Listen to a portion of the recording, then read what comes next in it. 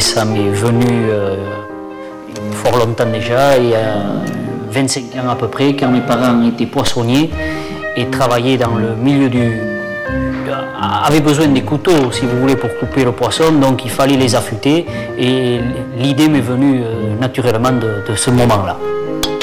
Il y avait une marque de couteau qui était sur la lame, donc on a écrit à cette adresse-là tout simplement, et 10 jours après j'étais à Villeneuve-sur-Lot voir Monsieur Sabatier pour me lancer dans le couteau et me montrer ce que c'était que l'affûtage, en fait un peu le gros de la coutellerie.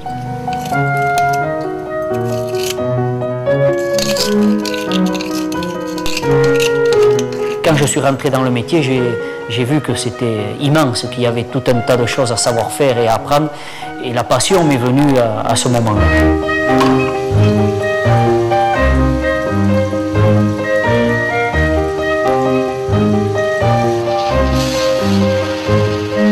Moi, un beau couteau, pour moi, c'est un vieux couteau. C'est un couteau qui a vécu, qui a une âme, qui a eu un passé et qui peut le transmettre. Voilà, c'est l'histoire d'un couteau, de sa vie, c'est là que ça fait quelque chose. Quand on a un couteau qui a peut-être une centaine d'années, que vous le refaites briller, que vous le remettez à neuf, c'est là la magie du couteau. C'est ce que moi j'éprouve, c'est là où il y a le plus grand plaisir.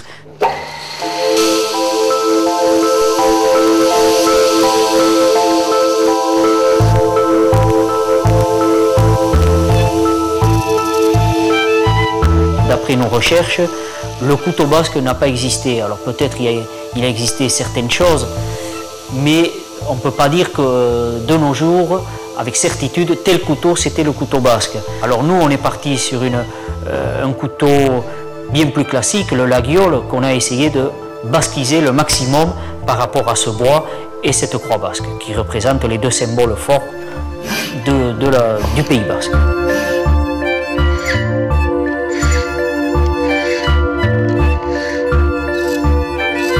Le pari semblait complètement fou, insensé. Bon, maintenant c'est resté entre nous, entre mon frère et moi, et après il faut où on croit quelque chose, on n'y croit pas, donc là c'est la passion qui l'a emporté, et le fait de se dire rien n'avait marqué l'histoire, et bien pourquoi pas nous essayer de marquer l'histoire de notre petite pierre, et voilà, et c'est vraiment ce qu'on a voulu faire par le biais de ce couteau-là. Donc faire transmettre, faire passer le message que notre culture est forte, et qu'est-ce qu'il y a comme symbolique derrière, le maquila bien sûr, le bâton qu'on transmet chez nous de génération en génération, de père en fils, et voilà, donc c'est quand même important. Et puis de là, on est parti sur l'aventure Miss Pila. Miss Pila a été trouvé parce que ça veut dire fruit du néflier, et ce couteau sortait du néflier, donc voilà la symbolique pour nous.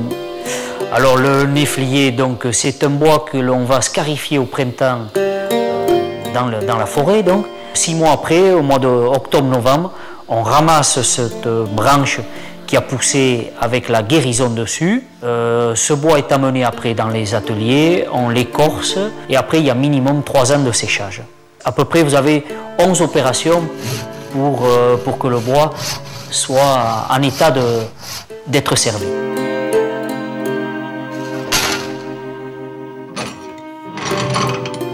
Vous ne prenez pas ces couteaux, vous ne pouvez pas les toucher sans être complètement absorbé par l'âme de ce bois. Et ces courbures, justement, c'est ce qui contribue à ça. C'est ce qui fait que vous êtes interpellé par cette matière. Et je ne sais pas, nous on n'y est pour rien en fait, mais ce bois transpire ça tout simplement.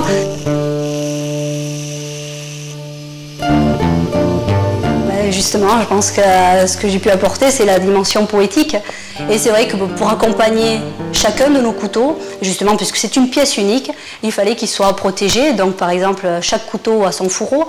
C'est un fourreau qui est en cuir de buffle, c'est un cuir qui vient d'ici. Là aussi, on participe à l'histoire du Pays basque avec notre culture, puisqu'on a ici une tannerie à Espelette, la tannerie Cariat, qui est la seule en France à tanner le cuir de buffle.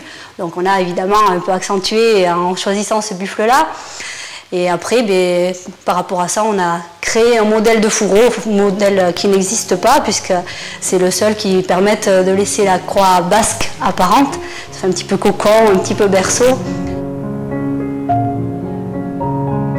Chaque couteau est dans son coffret, son fourreau, le parchemin qui explique justement le message qu'on voulait faire passer à travers le travail du bois, à travers justement toute l'âme et la noblesse. Chaque bois a son histoire, donc vous êtes embarqués dedans.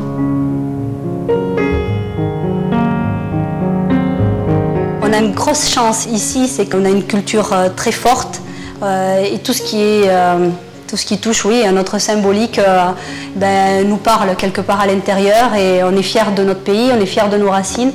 Et c'est d'ailleurs pour ça qu'on a voulu faire un couteau, parce que si on n'est pas fier de ses racines, on ne se lance pas dans cette aventure un peu dingue. Et voilà, maintenant qu'on a mis un pied dedans, on a encore plein de projets.